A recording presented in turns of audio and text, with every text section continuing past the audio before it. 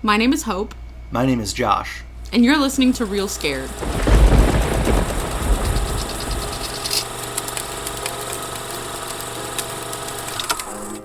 Addressing the elephant in the room. We haven't recorded an episode in like 4 months. It's been a while. 5 months? It's since winter. There was snow spring. on the ground. We skipped spring. There was snow on the ground the last time we recorded. Yeah, but we're back. We've just been a little busy. We made some films. Two films. Exact. Two to be exact. So we have a good excuse, I think. And hopefully they will be released someday. September, yes. But people listening to this, I don't know if you can get to the premiere. What else have we been up to? Writing. Doing a lot of writing. Yeah. Seeing movies. Seeing a lot of movies. We will get to that later. But today we would like to talk about our Summerween favorites.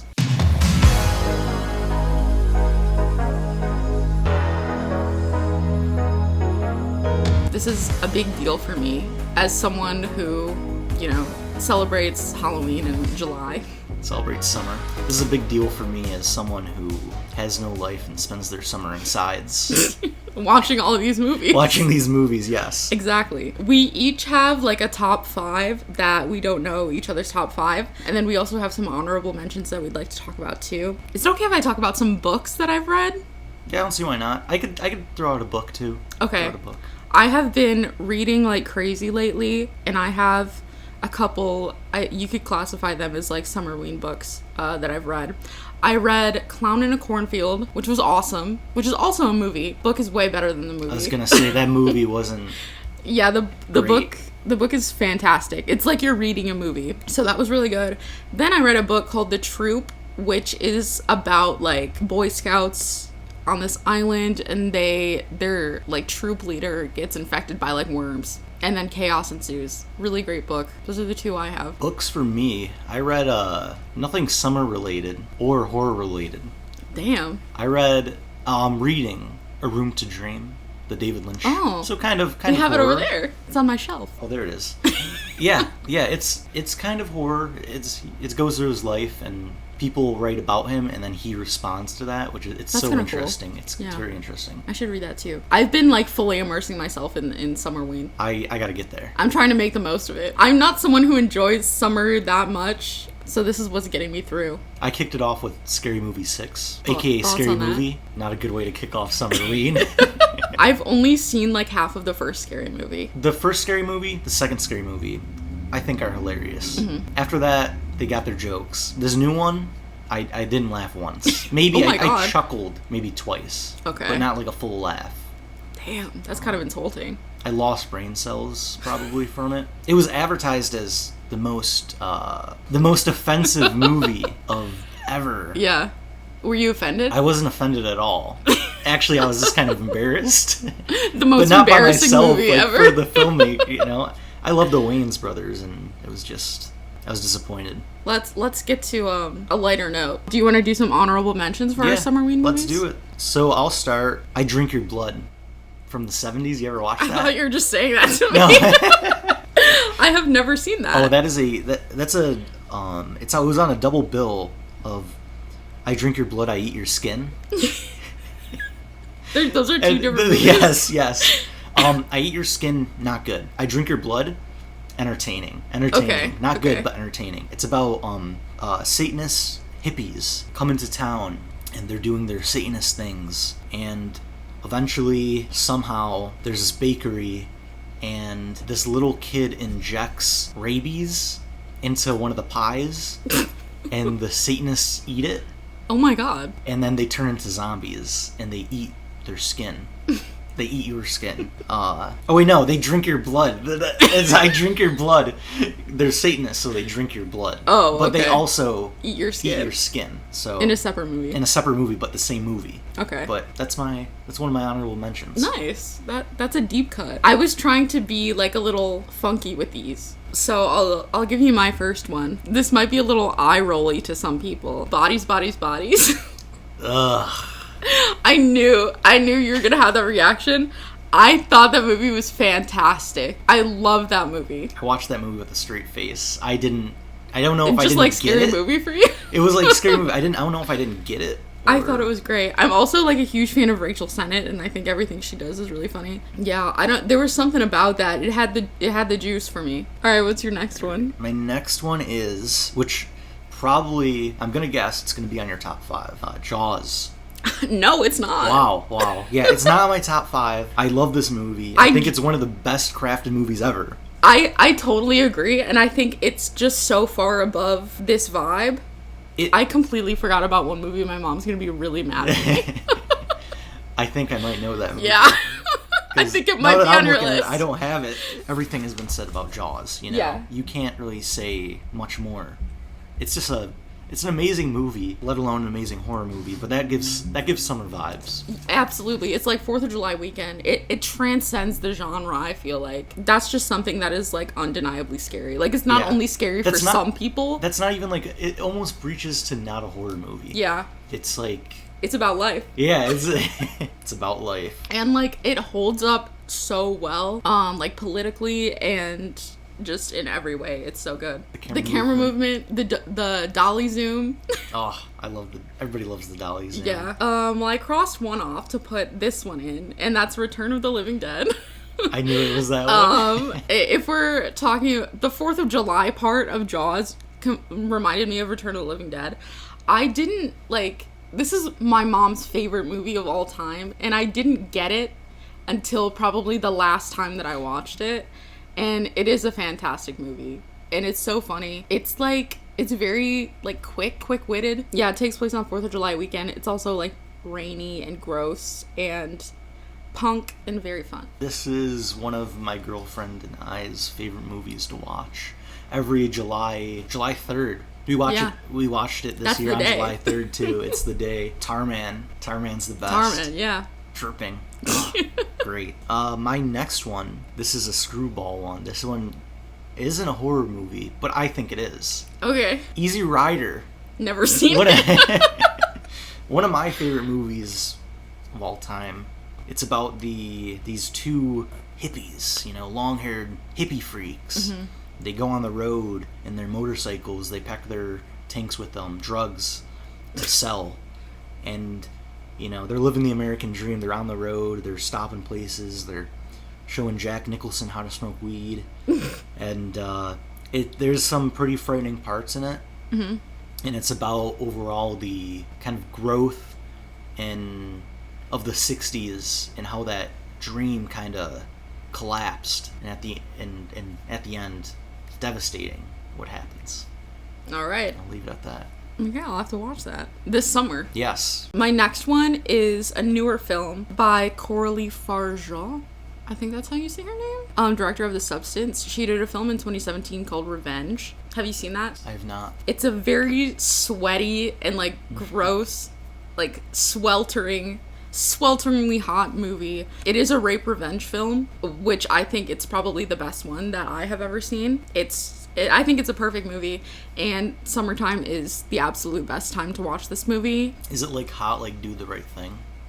I think it's more hot than that. It's than like that? Desert hot. Whoa. Yeah. Rango. Yes. Rango. It's giving Rango. The rape and revenge film is giving Rango. That's another good summer movie. That is a good summer movie. I was watching it last night. I love Rango. My last honorable mention is very nostalgic for me. I watched this a lot as a kid. I watched it at a pool party with a big projector screen. Nice. I rented this from Blockbuster many times. And it's Suburbia. Are you familiar with Suburbia? I've never seen that one either. No, I feel like I suck at watching movies now.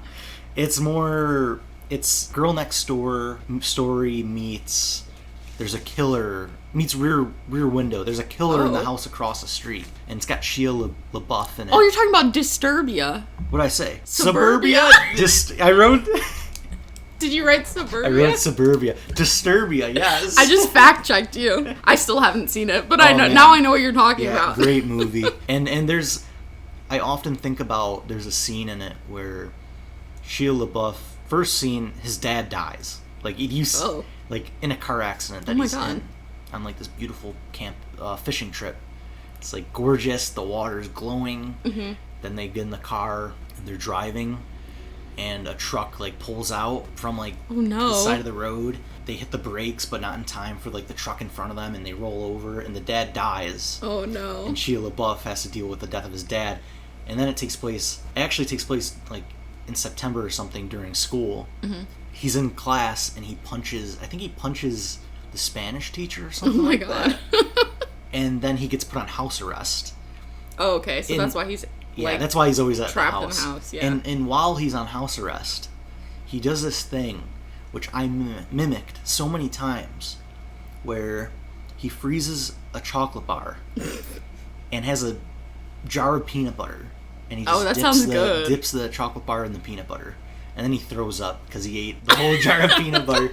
But it's great. Have you seen Parent Trap? I have seen Parent Trap. The Oreos and the peanut butter? I don't remember that. That's yummy. They did that in that movie. That reminds me of that. I've never actually tried that. That's good. Are you pregnant? I think I might be.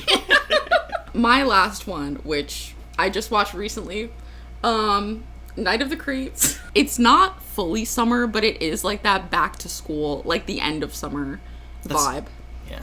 Which I think still counts. But this is one of my favorite horror movies ever. I think it's so silly. The humor is so good. There may be some background noise in this episode, but I'm going to try my best to work around that. I do think it adds to the vibes. And the air conditioner in the background adds to the vibes as well. But yeah, I think I don't know, I love the characters in that movie, and the bromance that goes on between the two characters it's so good. I love it. Yeah, it gives it kind of gives like Killer Clowns from Outer Space vibes. Yes, definitely a good double feature for those movies. There's everything in Night of the Creeps though. Yeah.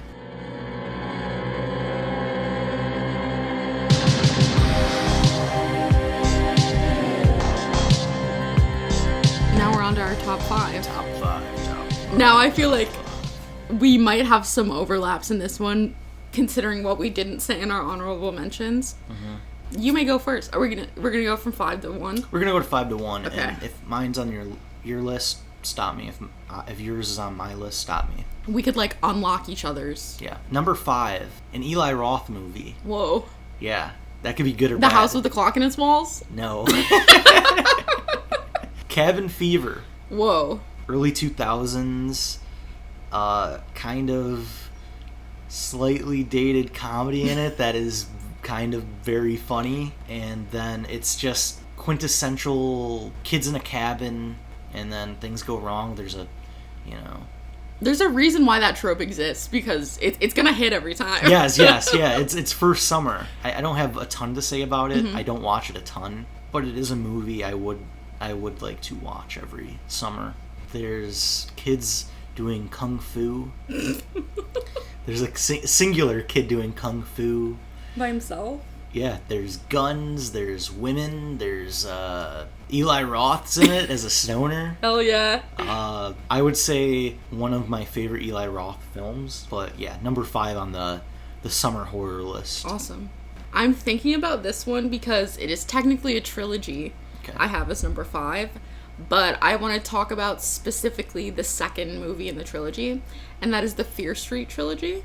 I watched half of 1. Really? Yeah. Didn't like it? It wasn't for me.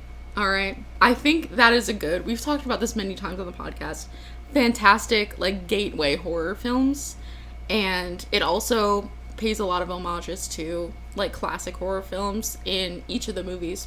We don't talk about the Prom Queen one that came out, like, 2 years ago. That movie was terrible. But there was 1994 was the first one, and then 1978 was the second one. 78 is, like, the summer camp slasher one. Okay. I think that's a perfect movie as well, and it ties in great to the first one. The first one definitely gives Summerween, and I do remember watching these movies as they came out on Netflix, like, weekly, like the summer that it came out. I think it was 2021. It was that long ago? Yeah. Wow. A fantastic time to be a horror fan in lockdown, watching these movies as they were coming out. I think they're great. I'm a Fear Street defender. My number 4 is The Wicker Man.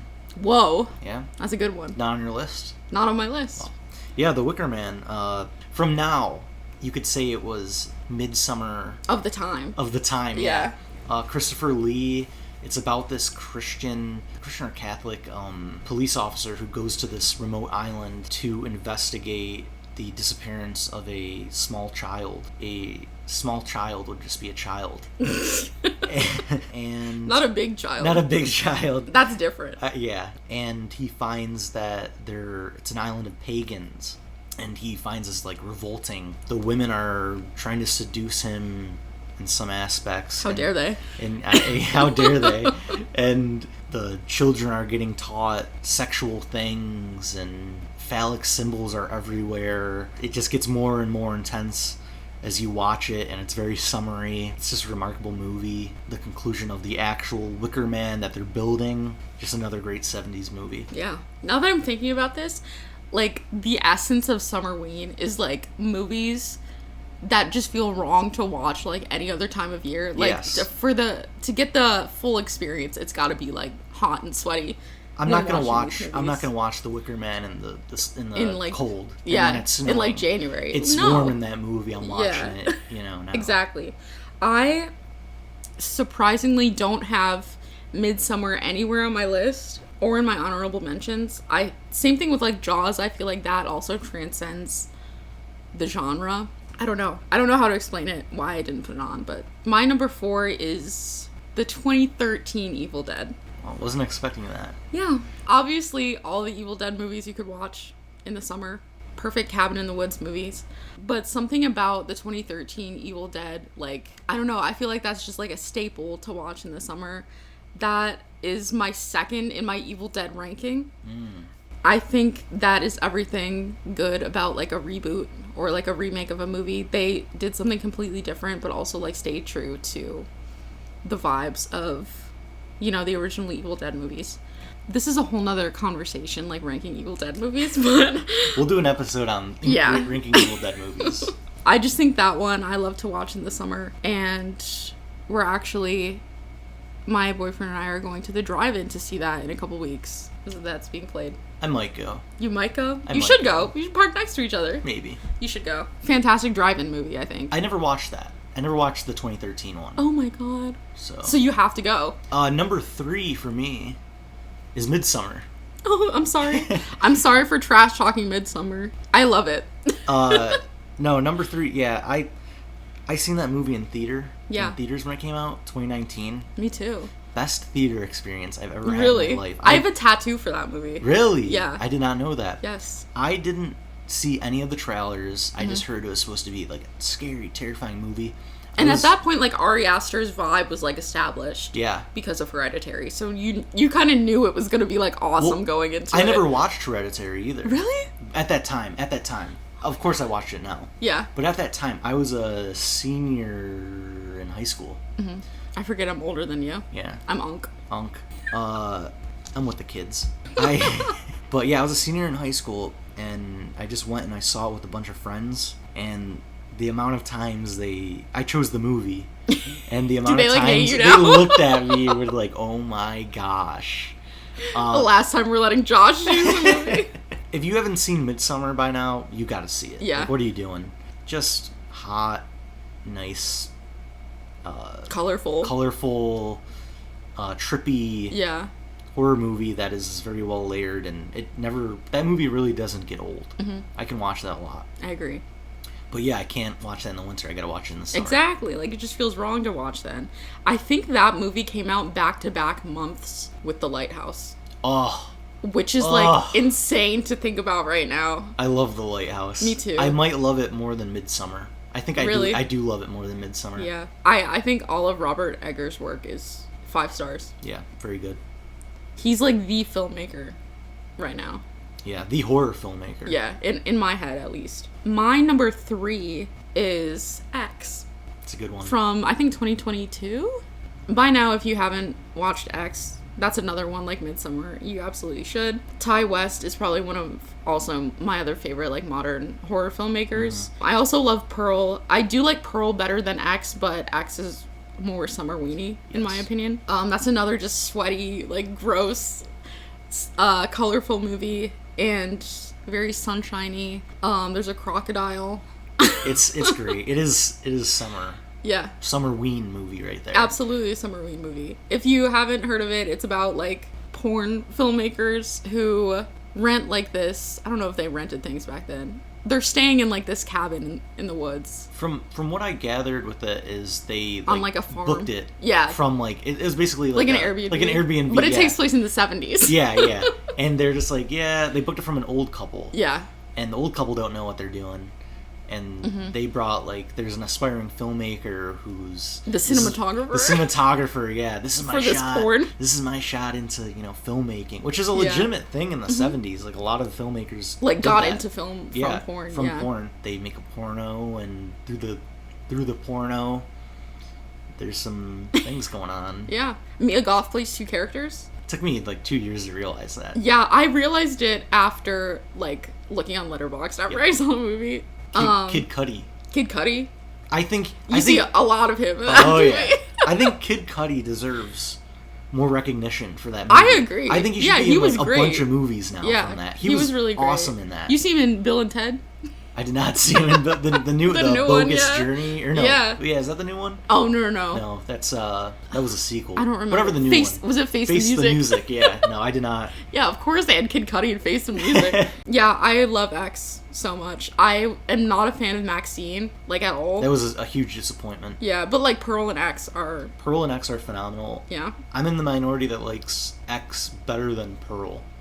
But I also love Pearl, yeah. so... It depends on my mood. I think I don't know. I quote Pearl more often.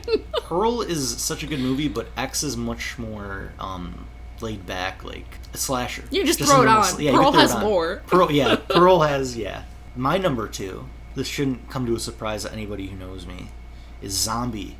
Zombi. Oh, why did I forget about that movie? Lucio Fulci.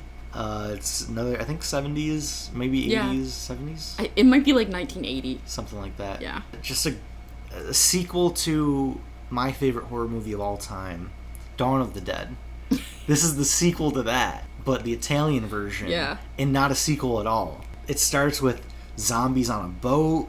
There's zombies swimming in the water, attacking a shark. They get attacked by the shark. Yeah. I haven't watched that movie in so long. I need to rewatch that. Oh, so good. I watch it a couple times a year. Since moving away from my parents, I've watched so much less, like, Italian horror films. The special effects in that movie too are insane. Yeah. There's very, like, gross gouges and maggots and zombies coming from the grave. Dirt. Yeah, dirt. It's a masterful zombie film. Yeah. If you can get past, like, the dubbing and stuff, it's really good. It's also kind of, you gotta go in with an open mind, because I watched it with, like, my dad before, and he's like, how did they get to this island? They're in New York City. They're in, like, Manhattan Bay. You gotta think about that. And they just made it to the island. It's a movie. And yeah, there's like some nonsensical things like that, but that's kind of what makes it. Yeah, like that's part of the experience. Fulci film, you know? Oh, great.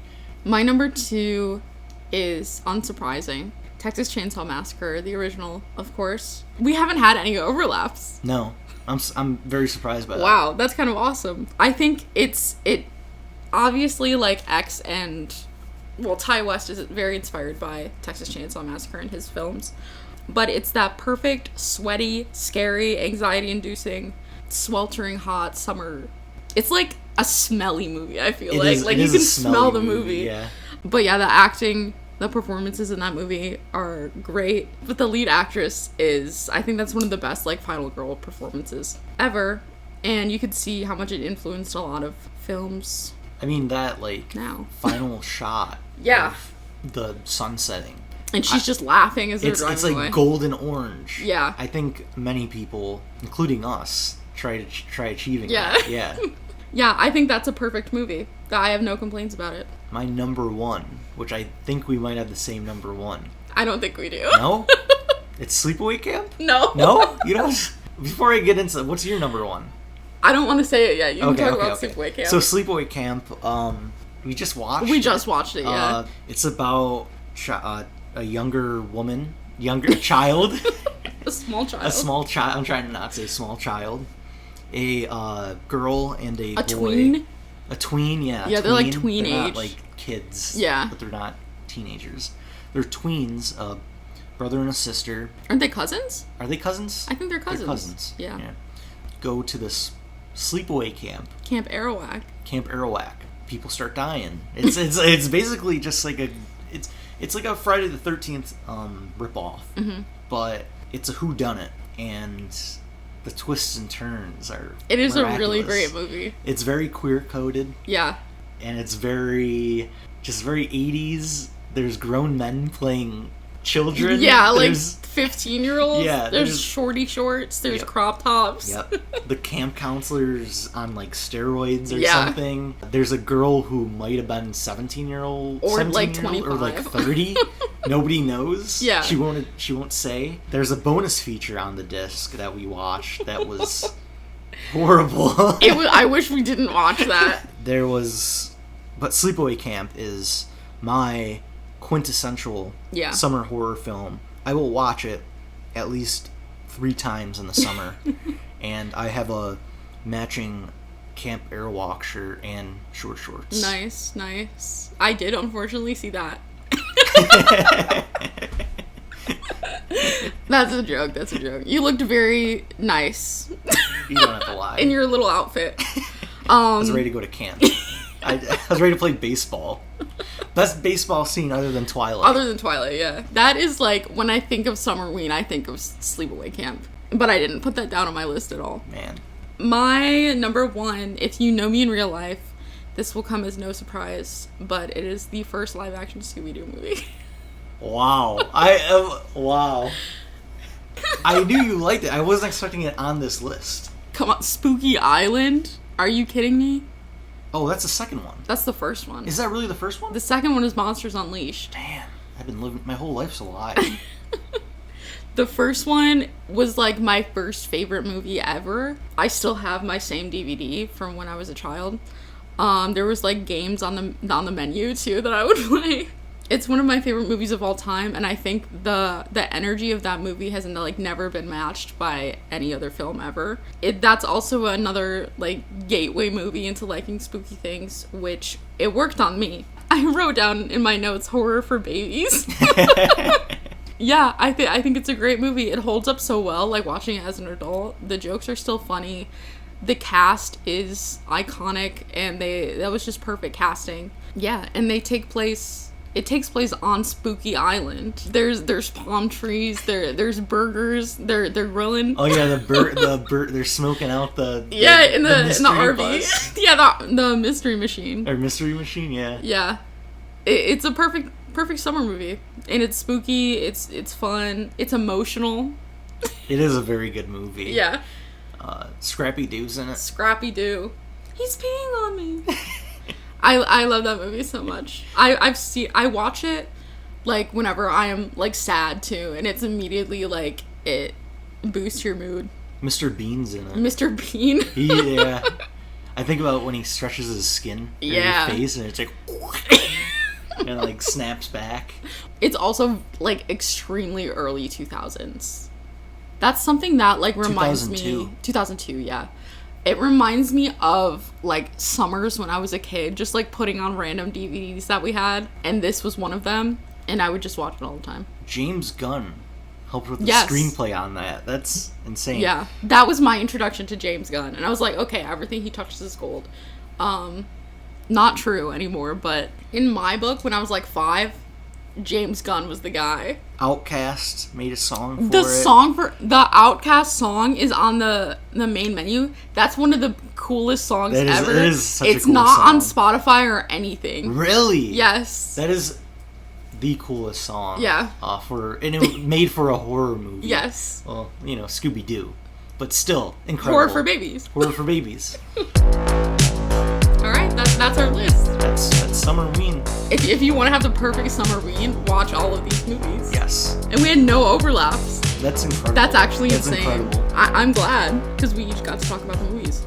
Before ending this episode, I do want to talk about some recent horror releases from this year. These movies have been making waves the last couple of months. I work at a movie theater, and they're both still currently playing after 2 months of being out, which is insane, and only like Marvel movies get that usually. I'm sure everyone knows I'm talking about Obsession and Backrooms. We have the YouTuber effect going on right now with Curry Barker and Kane Parsons. Markiplier, I did not see I Iron didn't see Iron Lung either. I wish I did, but I didn't see it. I just think this is what the genre needs right now, instead of like the random remakes and Scary Movie, whatever it was. These were very fresh. Yeah. Very good. Young people making these films. Yeah, both great. Both very different vibes, too. Yeah, and they're both great. Obsession is, like, more mainstream horror. I shouldn't say mainstream. Obsession's more mainstream horror. It's more like, appealing, I feel like, yes, to... with, like, gruesome points to it. In Backrooms, you kind of have to be aware of what it is already to really appreciate it. Also, that's, like, very, like, kind of sci-fi-y. Yeah. I also wanted to talk about, it's not out anymore, but the newest 28 Years Later movie. Oh. I love... That was good. Yes. That was so good. I love the new 28 Years Later movies so much. And I think those are also perfect examples of, like, rebooting a franchise, but making it, like, new and fresh. They're not, like, reiterating the same points. Exactly. And which is exactly what you need for these new movies. What would they all call them? Jimmies? Jimmy. Jimmy Jamette. Love them. Yeah. Love them a lot. I also did want to talk about some movies that we were excited for as well. I know we're both very excited for Teenage Sex and Death at Camp Miasma. Yes. By Jane Schoenbrunn. I've seen nothing but great reviews. Yeah. And I can't wait. It's giving Summerween, too. It is Summerween, yeah. It's giving Summerween. I can't believe we didn't say anything about Friday the 13th. Yeah, I feel like that's a pretty standard... Yeah, so, like, I don't care for those movies. Which is a hot take. Yeah, I won't go out of my way to watch them, but I seen them at, like, the theater, and I was like, this is good. I like the kills in them, like, the later ones. Not the real late ones, but I don't know. They're there. I think they're very important. Yeah. They're really they're good to an extent. They like pushed forward the whole genre. Yeah. Like the slasher genre, it pushed forward a ton. But I don't know. I just feel like Friday the 13th has been beaten to death. Yeah. There's better movies to watch. Not to say those are like bad, but yeah. And I still love. There's more out there. Like the character of Jason Voorhees is still awesome. But yeah, Teenage Sex and Death at Camp Miasma. I'd never go to that camp. Jane Schoenbrunn, third movie. I Saw the TV Glow is like one of my favorite movies, if not my favorite movie of all time. So I'm high expectations for this. Yeah, I have it's nerve wracking because I have such high expectations, but I heard nothing but good things. Yeah, that it does live up to those expectations. It's very her style too. Yeah, you can definitely tell. Another one we're both looking forward to, which is, it's not going to be out this summer. It's going to be out, I think, October, November. Whale Fall. Yes. Terrifying trailer. Greatest trailer I've ever seen in my life. It was so scary. I don't know if I can sit through that whole movie without, like, having a heart attack. Yeah, I feel like... But I'm excited. I felt like I was suffocating. Yeah, watching it was the trailer. So tense. But yeah, I think it looks really good. I want to read the book that it's based on too, but I also don't want to like spoil the movie either. Yeah. My probably most anticipated movie of the year, probably like a lot of other people too, is Robert Eggers' Werewolf. Not the Odyssey? Not the Odyssey. I am excited to see the Odyssey, but it's no werewolf. It is no werewolf. I'm more excited to see the trailer for Werewolf. It looks like a movie that would have been made in that time period. I could be wrong, but I'm pretty sure they did shoot it on film in black and white and then went to color it. Or am I making that up? I think you're right. I think was Nosferatu digital? I feel like it might have been digital. I think digital. This is a hot take. Can't look at me for this. Yeah, thank you. Nosferatu. What was you about to say right now? Least favorite Eggers film. You like The Northman better? I didn't watch. Oh, okay. I didn't watch The Northman, but all the other ones I liked a lot better. Wow.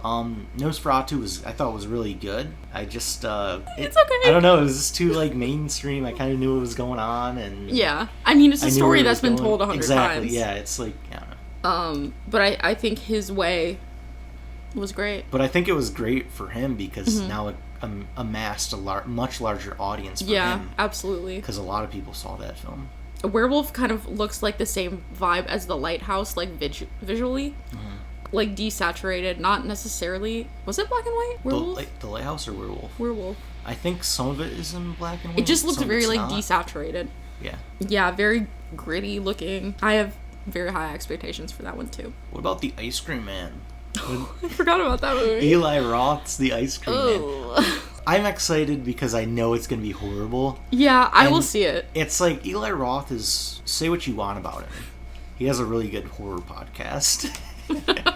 Which I have yet to listen to. I think I listened to like half of an episode. It's so good. But I'm like rooting for him. I keep rooting for him. I'm like, you can do it, Eli. Get back to your roots. You can do it. And then he's making the Ice Cream Man. It's always terrible. But yeah. Did he do that Thanksgiving movie? Or was he like a producer on it? No, he did the Thanksgiving movie. That was another movie where people were like, oh yeah, he's back. And I was like, it's not that good. Because I was expecting his Grindhouse trailer. So that all came from, did you ever see the Grindhouse trailers before Tarantino and Rodriguez's I know what you're talking about, feature, but I've never seen them. Death Proof and Planet Terror. Yeah. Before that, they showed that in a double feature, and on that same film reel, before the film was they made their own fake movies trailers, and they got Edgar Wright, Eli Roth, Rob Zombie, and was it, I think Robert Rodriguez, because Robert Rodriguez did Machete, which he actually made. Edgar Wright did like, no, it was a fake trailer, and it was like, don't look. And it was very funny. I recommend watching Wait, did Edgar Wright, he did Shaun of the Dead? Yeah. Okay. He did Shaun of the Dead, but like the trailer I get you. Yeah. These are all very good trailers and very funny. And then Rob Zombie did like a SS werewolf thing, which was also very funny and had Nicolas Cage in it. I love that. And then Eli Roth did Thanksgiving. And the best of those trailers was Thanksgiving. And it was very retro.